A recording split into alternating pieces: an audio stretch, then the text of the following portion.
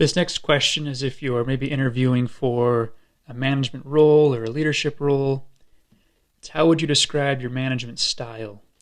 And when they ask this, they want to know what type of leader you are, and likely they want to hear that you are a go-getter and can lead people. Now, it doesn't necessarily matter what your management style is, right? There's servant leaders, there's more hands-off leaders. There's not a right answer as far as that goes.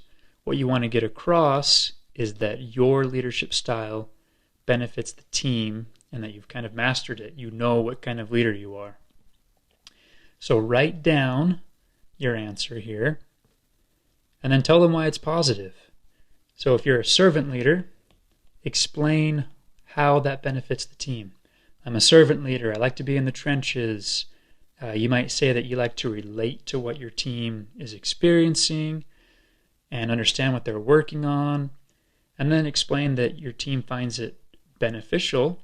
They're grateful to have me in the trenches, fighting their battles, and I can find the right balance of being involved and aware without micromanaging. If you're more of a hands-off leader, great. There's benefits to that too. Explain them. Explain how that allows your team to thrive while you're able to still give good direction and deliver results from a distance while trusting and empowering your people. I'm going to group these last two questions together. They're essentially two sides of the same coin. It's what is your greatest strength and what is an area of weakness? So of course, for both of these, write them down, practice them, and tweak them and make them more clear and concise. For the greatest strength, just know the answer to this question. Then you can share an impactful example to demonstrate how you used your strength to improve some situation.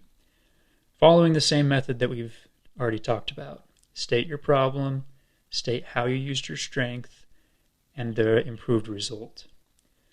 For the area of weakness question, be prepared to answer this, and don't use some twisty answer. You know what I mean? I'm too good at something weird like that. They want to hear that you are self-aware, and they're also looking for any red flags. So don't say things like, oh, I'm difficult to get along with, or I procrastinate until the last minute. Those are just bad examples, because they probably don't want that on their team. So I'd pick an attribute that can be a strength, but taken to an extreme could be a weakness. And by doing that, you're going to acknowledge the risk and then explain how you mitigate. For example, you might say that you could be a little headstrong, right, and passionate about what the team should do. And the risk is that people don't feel like their ideas are heard, or they may disagree with my direction. But then mitigate it. Talk about how you work to make that weakness not impact you or your team. So you can say, I try really hard every day to make the team feel comfortable. I constantly tell them to challenge my ideas. I hold one-on-ones to make sure that I'm hearing them, hearing their concerns. I'm passionate, but I always want to be open to their ideas. And then just say, hey, it's a balance I'm constantly trying to find with myself.